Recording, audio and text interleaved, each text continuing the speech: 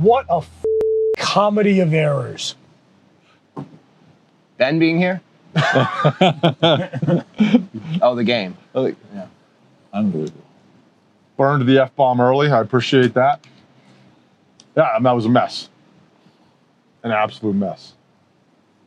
I ate an incredible amount of brownies in the press box. Well, Once overtime started, I got tired. You've got like a minute between each when they're flipping sides. Yeah, when it's a long walk Yeah. from one end to the other. And it's a long walk to the brownies. Gives you good energy. That's good. Yeah. Get the energy. Get my sugar up. Yep. That was. I don't got anything. Life will go on, boys. Life will go on. I'm telling you. Are you going to a funeral after this, Mike? Probably. Okay, so that's literally not true.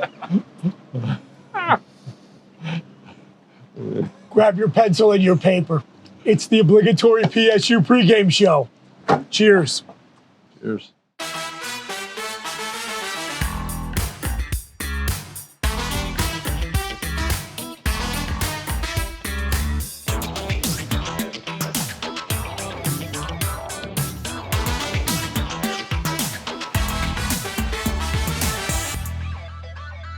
Well, we're all still here, and we will see what happens over the course of the next hour.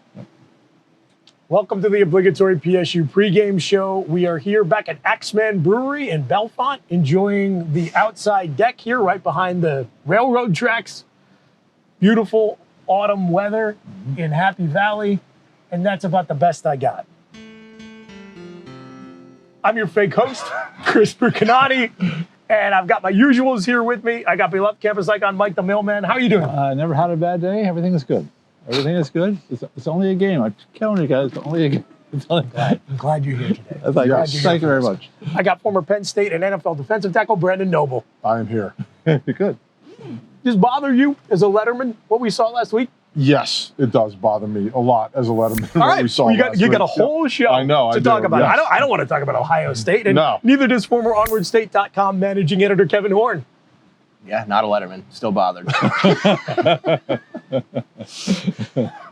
And we got so much to talk about and so little desire to do it that we brought on a special guest for the entire show from statecollege.com, far away from his arch nemesis, Kevin Ben Jones. Yeah, I'm the least disappointed person here, so I wore a Sixers shirt just to kind of share in the misery. Really funny. I appreciate that. Thank I you. like that. You're going to fit in fine. Yeah. Whoo, boy. All right. Well, okay. So, Mike, you picked us to beat Illinois by triple digits. Last time I'm going to do that. The last time I'm going to do it. But don't you think the correct team won yesterday? I mean, I think Illinois played a lot better than Penn State. I really do. I don't think. I kept thinking we were losing. We were ahead 10-7. I kept thinking the whole game we're losing this game, but we were ahead. But then eventually did lose. Yeah, I'm going to defer to these guys for reactions. But Mike, I actually do have to agree with you. Yeah. The whole time I was thinking to myself, Illinois is outplaying Penn State. And if I'm being honest, maybe in the back of my head, I was thinking when they finally pull this out, somebody had to win it and they'll deserve to do so. No Brandon Noble, what do you got? Somebody had to win. That's exactly right. That's a great way to put it. Unfortunately. Although we could have done that little overtime dance for a couple more hours, it seemed like. Yeah. I mean, that was a mess. It really, there were so many things there that went poorly, obviously.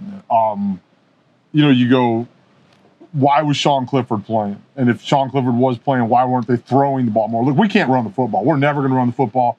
Give up on running the football. Stop. Right? Sean Clifford can throw for 400 yards. Put him in there and let him throw for 400 yards. But he wasn't ready to do that yesterday. Do you think that they wanted a 50% Sean Clifford rather than 100%? Well, see, here's the problem, right? When you can't run the football, that's you have to put Sean Clifford in because the other kid can't true. hit the broadside of a barn if he's standing next to him. That's true. Okay. Right? And that's a terrible thing, all right? But it's the truth. Yeah. Right? When you're playing an offense like that, you have to score points. You score points, that offense goes away. That Illinois offense does not work if you can score points. You get 2 touchdowns up against an offense like that, it's game over.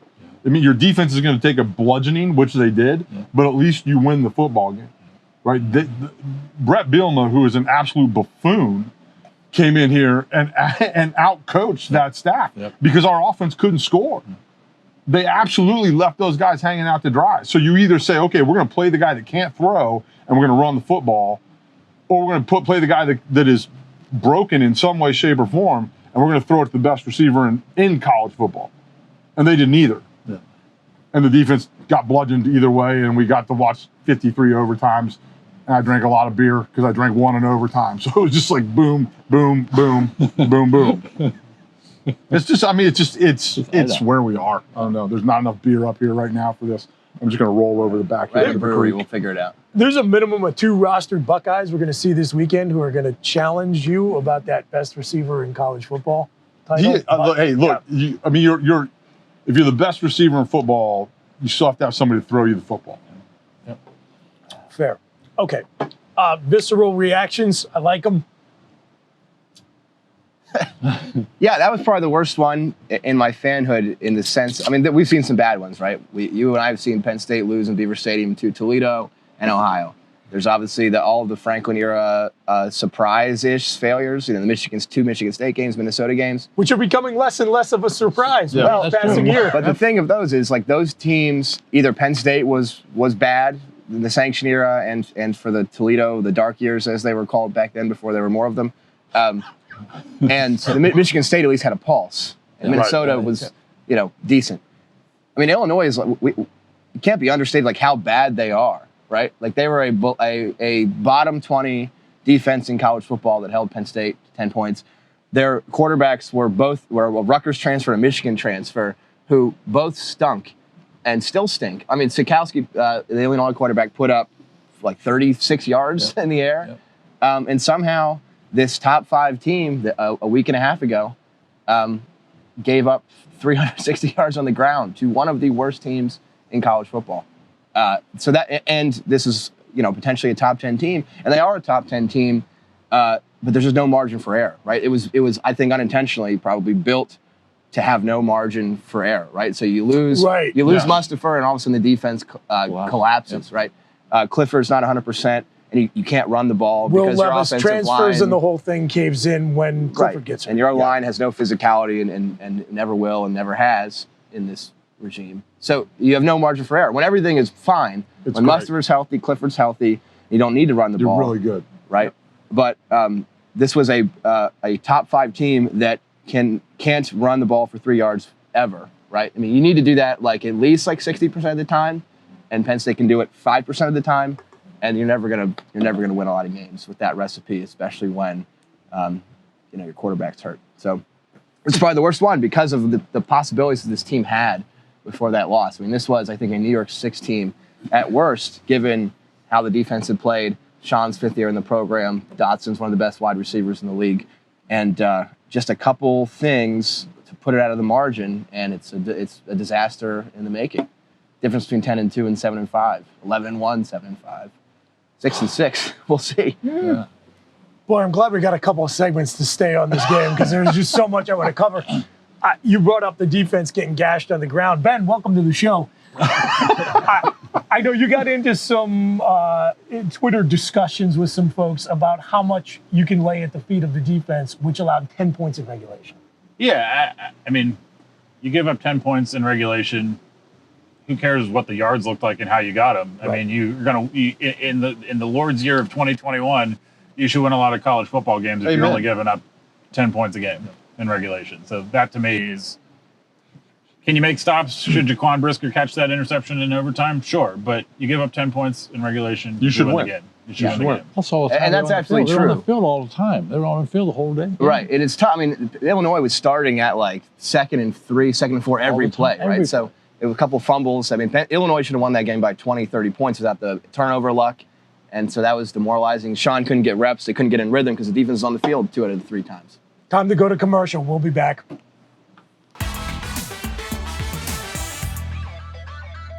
Welcome back to the obligatory PSU pregame show presented by HappyValley.com from Axemann Brewery in Bellefonte. I'm your fake host, Chris Buchanani. I got Mike the Mailman, Brandon Noble, Kevin Horn, and our special guest for the entire show from StateCollege.com, Ben Jones. And we are here to commiserate with y'all, to be your therapists, to be your best friends, to bring you down and then build you back up. Absolutely. I got the the different personalities here, okay? So I've got the former player and the letterman. I've got the consummate fan and occasional cynic. I've got the eternal optimist who built his brand on being the smiling face behind the desk at the University Park Post Office. And I've got the quote-unquote journalist, right? So you're detached from all of this, right? You were stuffing your face with brownies in the press box. Yeah, I was having a good time. I'm sure. So I'm going to start with you. Your perspective as you were watching that game unfold last week. Give us some thoughts and we'll go from there. I mean, there's a lot. I think on the one hand, it's a game that showcases the difficulty in information sharing from the standpoint of if we find out before the game or after the game that every time Sean Clifford throws the ball to his right, his rib's poking himself in the kidney, you go, okay, this guy's clearly not 100%. But I remember when I was little, you watch football, you go, oh, Donovan McNabb is healthy because he's playing in the game, so nothing must be wrong with him. And I think that not knowing what Sean can or cannot do, having to guess how much he can or cannot run, you have to watch this game and go, well, clearly he's not 100%, and that changes things. You're talking about how Illinois can't throw the ball. Well, Penn State can throw the ball a little bit better, but it couldn't run. So this really becomes two teams that are bad at something trying to be good at anything. Yeah. And, you know, at the end of the day, should have Penn State won this game? Yes. You know, they had better receivers. They had better skill position players. But if your quarterback's broken and you can't run the ball, and those two things are part of, you know, throwing and running are part of his game, you lose a lot. So, you know, it's difficult, and I don't begrudge people that are unhappy about it, but it's not as though Sean Clifford went out there and was 100% healthy, and you go, oh, they just got beat and everything was fine. Right. Or even close to it, I think, just from watching him over 4 quarters and 75 overtimes. So much of his game is making nothing out of broken plays, right? I mean, we found that out. When he can't scamper off and get 5-10 yards on a broken pass play, like it just. Or even the number of times that we've seen him run and get right to the line of scrimmage. He's got a couple touchdowns and big gains that he's throwing right there at the line. We saw him, you know, last week. He slid good 2 yards behind the line of scrimmage before a guy was even near him, and that's when you go, okay, so he's clearly not 100%. Is that an excuse enough? Should you game plan around a guy that can't run and can only throw to X, Y, or Z? Maybe, but it's not like, you know, it's not like he was 100%. What's frustrating too, this is sort of a tenet of the Franklin era. You'll have position groups that are elite or at least very good, and there'll be at least one position group on the field that's not even adequate, just completely stinks, right? So when McSorley was here and Barkley were here, it was the secondary, right? We couldn't stop anyone in the air when it mattered in the fourth quarter. And this year, it's the running backs, right? It's the and the tight ends, frankly. They can't block or catch. They both stink, which we didn't expect going into the year given their physicality. Yeah, but a surprise. The running back room, vis-a-vis the ability of the offensive line to be physical and move anybody on rush plays is just horrible for a team like Penn State, despite the fact that other position groups have been great. I mean, Brisker's amazing player. Joey Porter Jr. has been a great player. Clifford, when he was healthy, was very good. The pass block was actually not bad, right? Wide receivers pretty good. But you just have this one position group that's just like an Achilles heel every single time Penn State has a chance to go to the playoffs, and it just ruins them. And we're seeing it this year, right? When you have a 50% healthy Sean Clifford and you can't get 3 yards on the ground one single time when you need to. That's why it's so tantalizing. You're wasting so much talent in these elite position groups because there's just one that's just god awful. And I don't know how you quite fix that. You at least have to have it has to be adequate, right? I mean, this is Mike Branda's like 17th year in the program. You got to be able to move someone once to get 3 yards. It doesn't make any sense. Miranda and I played together. That's right. Yeah. I have a question about penalties. If you have a illegal procedure, can the team refuse that penalty? Like if somebody has it, Pre-snap? Penn State has an illegal procedure. Could Illinois refuse that, or they have to take the 5-yard penalty? I think they have to take it. Because if that's the case, am I right or wrong in this? I think if Penn State has back 5 more yards, I think it gives the receivers more room to run their routes. I think. Oh, you're talking about when they're at the 2 in the overtime. I mean, not for nothing. I mean, look, we're talking about the overtime. Yeah, When you pack everything down there into that space, you're tight. It's hard to throw the football. I agree. That's what By the way, remember, that was supposed to prevent injuries and wear and tear on the body. Yes. But it really is hard Like when you get that close, spread teams that throw the football have a really tough time putting the ball in the end zone. I kept thinking they should do that, but I don't know whether that's take the penalty. Yeah. Get a penalty. That's interesting. It's sort of like a intentional safety, right? Take the delay of game and end up on the 7 instead of I thought nothing else was working. Run football. Can I just point out that Mike, the ever-loving mailman, just came up with a better strategic solution to how to handle that game last week than our entire multi-million-dollar coaching staff, who's supposedly so awesome that we have to prostrate ourselves on the ground before them every offseason and beg them to please not go anywhere else? In fairness, you're assuming that he's right. Marona mia. I don't know how many Sean people are Clifford, begging should he have played in that game? Yes or no? No. Yeah, I'm with you. And they should have been able to beat Illinois without him. Correct.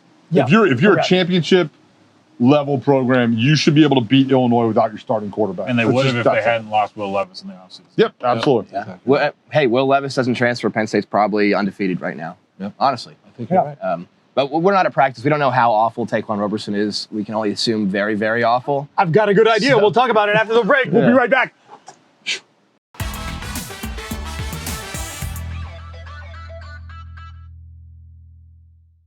$126. You guys know what that number is? No. That's the number of yards Iowa quarterback Drew Tate had in Penn State's 6-4 loss to the Hawkeyes in the 2004 season, which we celebrated the 17th anniversary of last weekend on Saturday. Last weekend, yeah. We let up 39 yards passing to Art Sitkowski and lost. So here's my question for you fellas, my panel today. We'll talk about the impact on the season. I want to talk about the macro impact for Penn State football. Just how bad was this loss for the Nittany Lions' future? Ben Jones. I mean, it's not good, but, every bad loss has been followed up by good wins. That's not to say that Penn State's going to go to Columbus and beat Ohio State, but I mean, I think the big picture, you can either galaxy brain this and say if Penn State's so bad, no one will want James Franklin, so they should tank. Or LSU. You don't want this guy. They're like, or it continues whatever train of thought he might have about things being greener somewhere else. That maybe he feels like he's hit his ceiling, or USC is a better opportunity, or things like that. So it's not good. There's no amount of having a bad loss that's good for a program. I mean, I think by and large, when you look at recruiting, kids care more about their opportunities in the general program at large and then go, oh, they lost to Illinois, now I'm going to decommit. I think that's true. Yeah. So it's not good. You don't want to string them together. Was this team, the big thing about this team is all of its best wins are against teams that turned out not to be good. Yeah. So, how good is Penn State really? I guess we're going to find out over the next couple of weeks. So is losing to Illinois in a game that no one wanted to watch and everyone wanted to be over a good thing? No. Is it the end of the world? I don't know. Every loss is the end of the world the day after it happens or the week after it happens. Arch nemesis, what do you got? I've known Ben a long time. I think the goal for the season should be to finish with a pulse, so you keep this recruiting class together and get Drew Aller on campus and that letter of intent signed, right? I don't know what they're going to do if Clifford leaves. He has another year of eligibility somehow. He's going to be 77 years old, too. It'd be great if he could stay another year. I don't know what his NFL prospects are at this point, just to have that transition year before Aller starts. You need to keep this recruiting class together. You need to pick up at least one win against Ohio State, Michigan State, and you can't lose to Rutgers or Maryland. You got to finish 8-4 to keep that class together. Give us some sort of optimism. Before the year, I think most people thought 8 or 9 wins for this team was the cap. Then they started playing. We actually saw, they're way better than we thought they were, especially on defense. Now I think we're back to that. 8 wins would be, I think, honestly a stretch at this point, given how good those 3 teams I just mentioned are. But you got to pick off one of those 3. You got to pick off one of those 3, finish respectable, and not have any decommits. Hopefully, I say this begrudging, hopefully Franklin will stay. I do agree that an 8-4 following a 4-5 season sort of makes his prospects less attractive to USC and LSU. I don't really care, but hopefully he stays, keeps that recruiting class together.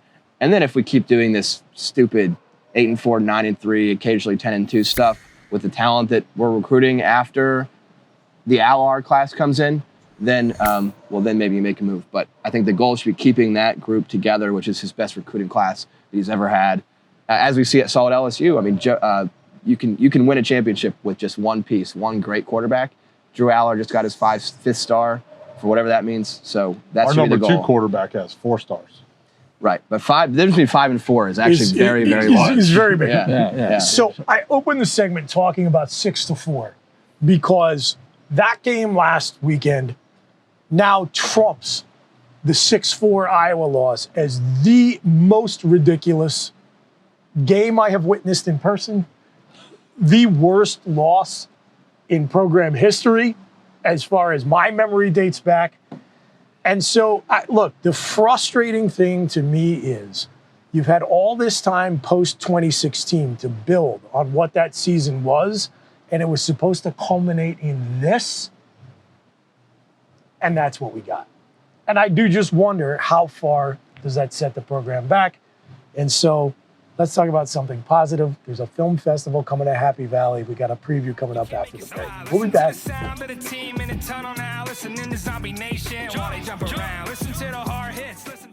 I think I love you. I'm Julia Child.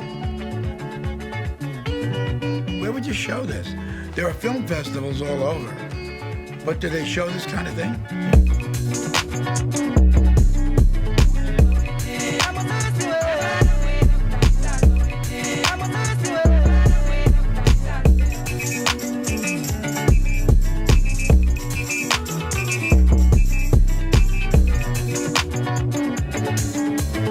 All done.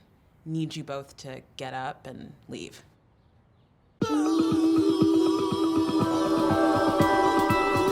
Our friends suck. My name is Toto, your digital companion. Brava, Toto.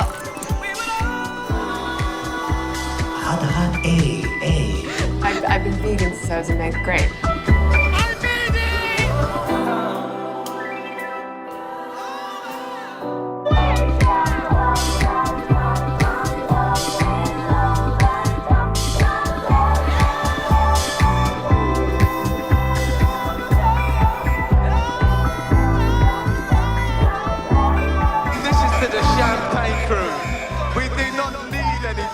We are independent.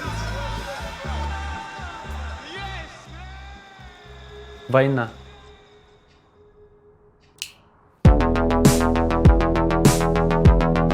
Do you feel as though you had to sacrifice anything to stay in dance? Everything.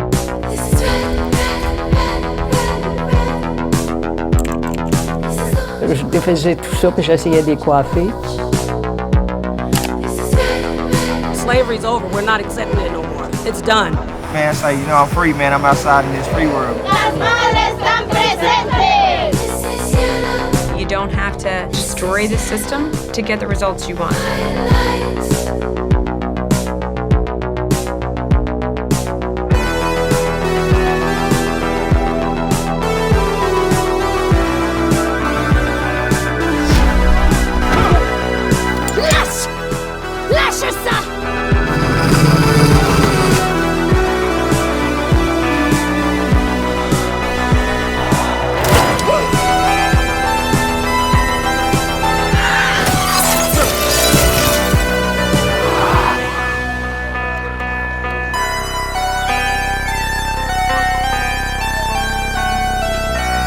What you need is a do-over.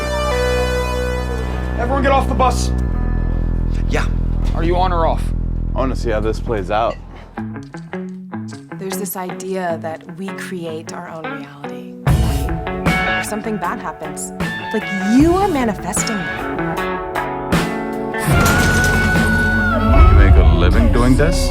You need to be able to stand up for what's important to you. So what's the key to self-control? Self-care.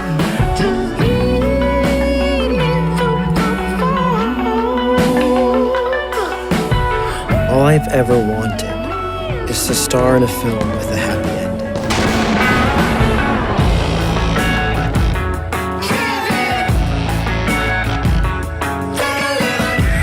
none of it matters.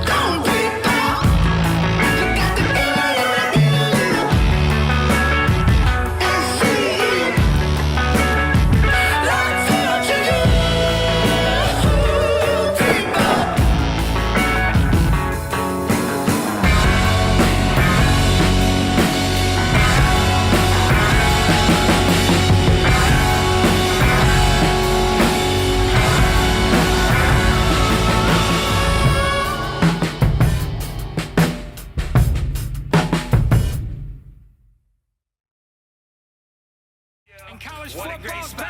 Damn it, I've been waiting all week. Counting down the days till I'm back in my seat. Yeah. Welcome back, everybody, to the obligatory PSU pregame show from Axemann Brewery in Bellefonte, producer of this fine Blue Stripe beer. And I am very excited about the Center Film Festival. I hope you enjoyed that preview. You should check it out. Even if you can't be here in Happy Valley, you can attend virtually. Guys, I just want to say this. One of the things we try to do with this show, and over the years, the feedback we've all gotten is that people appreciate that we kind of emote with them, with the ups and the downs, because we love the football team and we love the university and the town the way many, many thousands of others do. And I am down and emotionally frustrated and just confused, frankly, about what I've seen the last 7 days. That said, I do just want to open this segment by saying that if I am being honest about where I'm at right now, it's given me a chance to step back and just reflect on the fact that through the ups and the downs, and this was most certainly one of the downs, I love Penn State. I love being a Nittany Lion. I love the place. I love the people. I'm taking a cue from Mike the mailman, but this is really where I'm at. I am actually feeling gratitude and appreciation for what we've got, even when it makes me want to pour sulfuric acid into my eye sockets. So I thought what we could do with this segment as we transition to a road trip to Columbus, I don't even want to think, much less talk about, is put you guys on the spot with a couple of questions.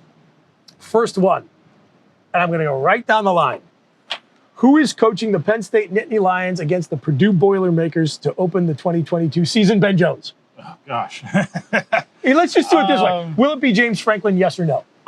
Your best guess. You will be held to account. I know. The mentions will be a flame, mostly from Kevin. I think he will be. I mean, I think there's a really good chance that he's not, but I think at the end of the day he is. You notice I gave you the most time to think about it. Mike the mailman, Absolutely. yes or no? Yes, he'll definitely be here. Okay, why do you say that?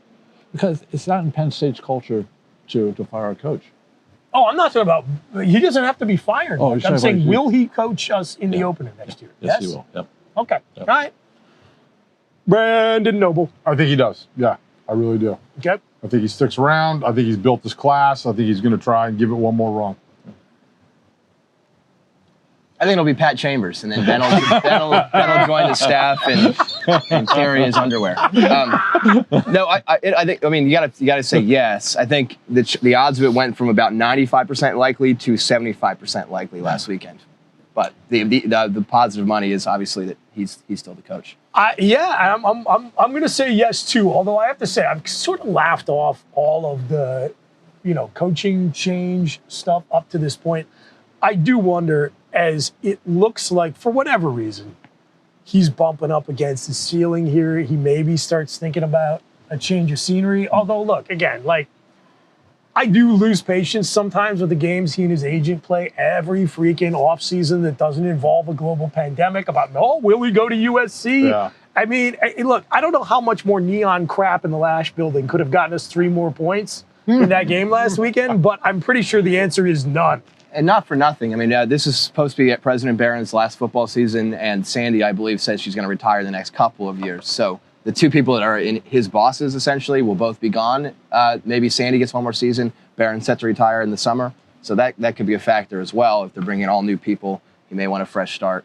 And they may have a much shorter leash than the two folks now. Although the flip side to that is that would leave him as the most powerful, influential persona at Penn State. So maybe he has outsized influence on who the next athletic director is. If only I could think of a former Penn State football coach that was once the athletic director for a brief period of time. That's never went poorly. There you go. That's right.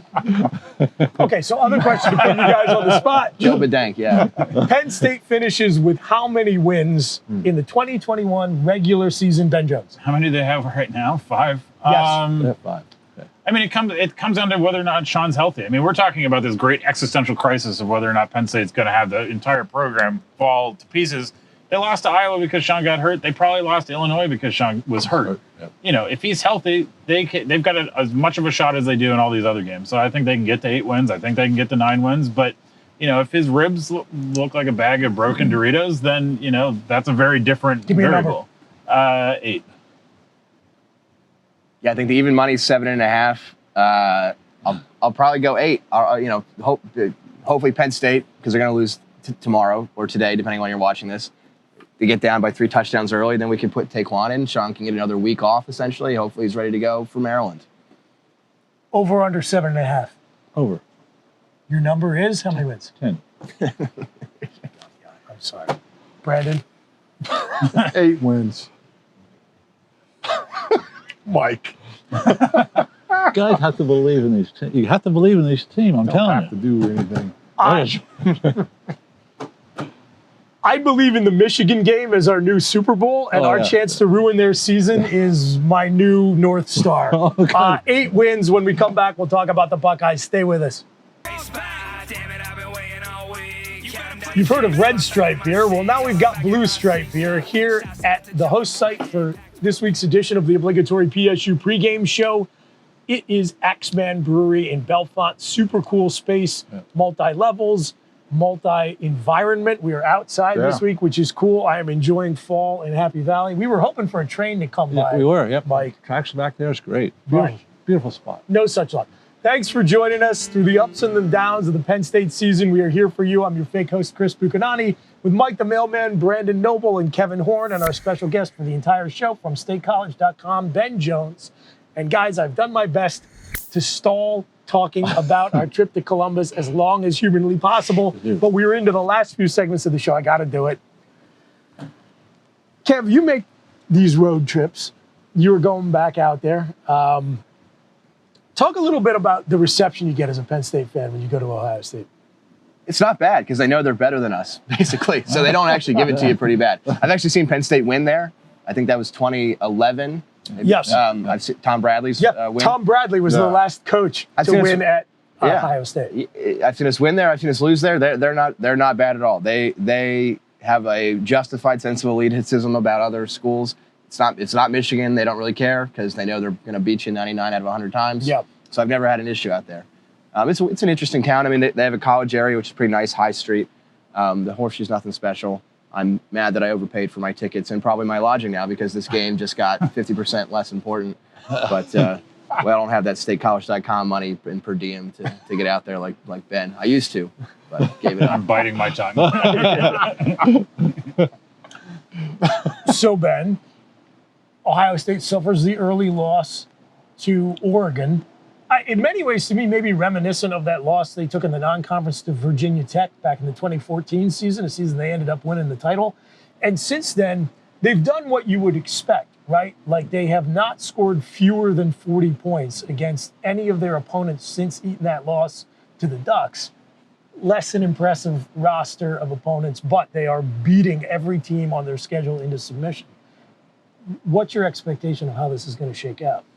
I mean, it says a lot about how good Ohio State is as a program that when you go, oh, Ohio State doesn't look that good this year, they're still better than most everybody else. And I think that's what happens when you have a ton of talent. If you're not great at the beginning of the year, you can coach that talent to become better players in terms of the game itself. That'd be nice. Yeah. Yeah, I mean, that would be nice. Yeah. But, you know, you look at their recruiting. They are what that's like. They are who they are. But, I mean, Penn State's defense is good. No, nothing about last week changes that fact. They lost. Okay, they lost. But they haven't given up more than 24 points in 11 straight games. Is that going to happen on Saturday? Probably. But also, most of the times that Penn State plays Ohio State, it's a low-scoring, close game outside of the times when it's not even. And if Sean's not healthy, then that's one of those cases where it's not even. But all things being equal, this game is the same game that it's been for the last couple of years. It's true, reliably, going back years and years and years. If you look at the season scoring totals for the Buckeyes, they are down below the average in the game they play against Penn State. For whatever reason, James, with a good roster or bad, going back to that 2014 season that hinged on 2 terrible calls, he always gets the team up to play Ohio State. What do you expect? Well, I mean, it's an easy game to get up for, right? This is one of the best programs in the country you're going to go play. I think we're going to learn a lot about this football team this week. I mean, what kind of group is it? We've talked a lot about how they play for each other and they seem to be having fun and they're doing all these great things, and then you lose a couple, right? And now you're going into You and I both said that, and we could not have been full of more crap, could we? Yeah. So don't listen to anything we say. We're morons, more idiots. But we're going to find out, right? Like, because this is a game that if you go into this game feeling sorry for yourself or feeling bad, they're going to absolutely destroy us. Yeah. But if this group goes in and plays the way, especially defensively, like Ben said, like this is a good defense. Yeah. And our defense matches up better against this offense than the Bret Bielema kind of nonsensical Wisconsin-style offense that we saw. Yep. Now, can we score points? I have no idea. But I think that defensively, we can match up with what they do offensively better than we did against the 7 tight ends, 5 offensive linemen, and 1 tailback that we saw last weekend. I do think I tweeted that Illinois was basically orange Wisconsin. Yes, that's exactly right. That's what it was. That's exactly right. We don't need to relitigate that, but they look so big. I mean, just looking at both sides of the ball, Illinois looked twice Penn State's size. Fattest, cheese-filled men. They were chunky. They were definitely chunky. It was insane. But that old school offense with the 9 guys on the line like that, I haven't seen that in a long time. Nah, it worked. It definitely worked. It's called bludgeoning. Boy, the holes were there. Man. This was the year I thought Penn State had a chance to beat Ohio State based on the first 3 weeks of the season. Yeah, now, of course, C.J. Stroud is back into the Heisman contention and all that stuff. So we're not used to playing with 1 loss, but they're just trucking every single team they play. They go into Indiana last weekend and win by like 50 points, and that's usually a tough game in Bloomington for Ohio State. And a good defense. Yeah, a good defense. Yeah. Not great. Not great sign. Bad vibes all around. Talk about a program that wants to hit restart on that whole year, but that's a different. Yeah, we're not in Indiana. Yeah. I do think though this is a game where again, if the culture, if the locker room is as good as they say it is or have been saying it is, that they will come out and this will be a good football game. I really, if they are who they, say they are, as Denny Green would say, right? Then this should be a good football game. If they're not, if they quit at all, right? Then this is going to be an absolute bloodbath. To their credit, this is largely the same team that started 0-5 and then won 4 straight to close the year. So you'd like to think. There he is. There's there that Ben Jones there I am. optimism. Look, you know that James Franklin's only 2 games over 500 in the Big Ten without Trace McSorley? Anyway. Oh. So, I mean, look. Throw you into the creek. The problem, Noble, is that they could not quit and still lose by 40 points, which is what we'll predict on the other side of the break. Stay with us. Hi, I'm Mike the Mailman. If you or your loved one or a friend has a gambling problem, don't hesitate to call the number below on the screen. They're there to help. Hi everybody, Mike the Mailman coming to you this weekend from the University Wine Company with our next edition of Trends to Treasure, the weekend of November 6th and 7th. First up, we have Duke at Pitt. Pitt has covered 5 of the last 5 games, so go with the Pitt Panthers. Our second selection this week, we have Boise State at Fresno State. Fresno State has covered 5 of the last 6 games, so the play would be Fresno State. Our third pick this week, we have Ohio State at Nebraska. Ohio State has covered 5 of the last 6 games, so go with the Buckeyes. And for our bonus pick this week, we go to the NFL. We have New England at Carolina. Believe it or not, Carolina has covered 5 of the last 5 games, so go with Carolina this weekend. And that's it for this week's Trends to Treasure segment. I'm Mike the Mailman, and don't forget, bet with your head and not with your heart. Go get 'em.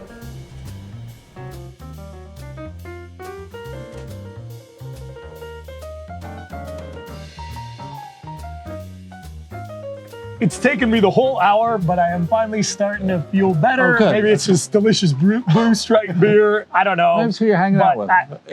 Who knows? Your trend segment always cheers me up. Oh, good. Like you always cheer me up. Thanks. And you all always cheer us up. Yeah. Welcome back to the obligatory PSU pregame show from Axemann Brewery in Bellefonte. This is our world-famous random number generator segment where we give you totally meaningless score predictions. Then we just randomly generate numbers, so don't worry. Unlike the predictions about Franklin and the schedule, you will not be held to this at all. It just shows the senselessness of trying to predict a score. And I know that Brandon Noble always likes to wait until the end to make his prediction last. So, Noble.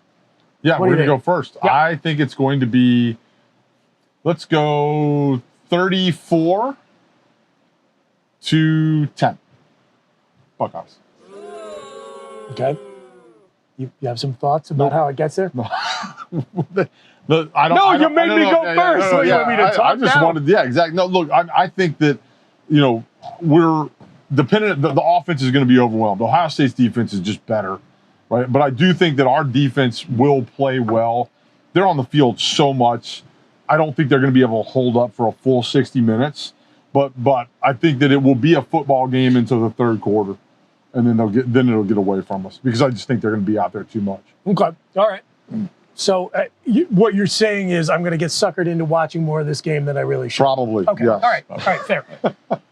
Mike, I know you like to bag on recruiting rankings and star rankings and all of that stuff. Yep. To me, you look at the way Ohio State started this year and what they've done since, that shows you the value of stacking one top 5 recruiting class after another. You bring enough athletic talent into your program and you do a good job developing it, which they do. I mean, That's key. They hit both points. Yes. They recruit at an elite level, develop at an elite level. Eventually, it all comes together. I see that happening with Ohio State right now. So I'll just go ahead. I'll give my prediction. I think we are going to get run off the field under the lights in the horseshoe. I've got the Buckeyes defeating the Nittany Lions 55-17. Oh. Mike the mailman, you be the counterpoint, and then I'm going to let the arch nemesis go last. So what do you got? I think Penn State will win the game by 4. I will give you a number this time. I think it's going to be 18-14. The defensive battle. Stick around, man. The defensive battle. They have a good defense, I'm telling you. Go downstairs. They've got great beer on tap. Axemann Brewery. Noble, you're the smart guy, for sure. That was the best thing I've ever seen happen. 18-14. 18-14, All right. Absolutely. One of you jump in. I was actually going to say 34-10. But Noble took it, so now I'll go 34-9. 34-9. Which the line right now is 15, Mike. By the time. Wait, let me stop you there real quickly. That's a touchdown with a missed extra point and a field goal, right? No, we're not converting 3 field goal attempts in one game. Fair enough. Fine. Okay. This is why it's random. Fair. 9 is still fewer than the number of tweets Ben Jones will delete that day, but nonetheless. I don't. I mean, look. Can I get the swearing in? the defense is good. I don't think they're going to let them run over. I mean, Indiana's defense gave up 55. Penn State's defense keeping the 30s, I think, right? But I'm sorry, I can't get over the fact that Noble just got up and left after Mailman's prediction. Sorry, go ahead. Go ahead. He's gone. That's it. Yeah, no, I can see him rowing down the creek right now. Yeah, no, that's it. Look, what's the line in Hamilton? Like outgunned, outmanned, outnumbered, outplanned. Penn State is all 4 of those things against Ohio State every year, but especially this year when your quarterback's at 50% health, your second best defensive player is out for the year, and you're at Columbus under the lights. That's just the reality of the situation. Keep it respectable so you don't lose all morale going into this brutal slate. Keep the 8-4 dream alive, if you call that a dream. It is our dream now, I guess, at Penn State. That's what I got. The 8-4 dream. StateCollege.com's Ben Jones. Take it away. I've been in the 30s too, so I'd say 37-10 or 13, somewhere in there. I think this is a lot like the 2015 game a little bit, where it is close, but no one really thinks that Penn State's going to win. There's a moment in the second half where you go, well, if they get a stop and get a score, then we've got ourselves a game. But I don't think they're going to get that stop or that score. It's like the 2015 game, I think it's except 2015. without any rushing yards on Penn State's part. You know, the whole Saquon Barkley thing, Just forget he was a part of the game. But yeah, I mean, I think it's going to be close for a while, but I don't think anyone's going to think Penn State's got a shot. It's a little bit like last year, honestly, where it kind of like has this moment where you go, well, here we are, and then it doesn't happen. I think, especially if Sean's healthy, maybe it's different, but I don't think he's going to get better in a week. And that's the difference in a game like that because you win with your quarterback. Especially not after they let him get pummeled against the Illini last weekend in a questionable decision, in my opinion. Well, the Nittany Lion fell down, and who can blame him? Ben, this was a pleasure. You are always welcome to come back and join us. I don't know if you can tolerate sitting through the whole show in the future, maybe just a segment or two. But for Brandon Noble, Mike the Middleman, Kevin Horn, and Ben Jones, I'm your fake host, Chris Bucanani. Through the good and the bad, we are here with you all season. Keep the 8-4 dream alive, Nittany Nation. We are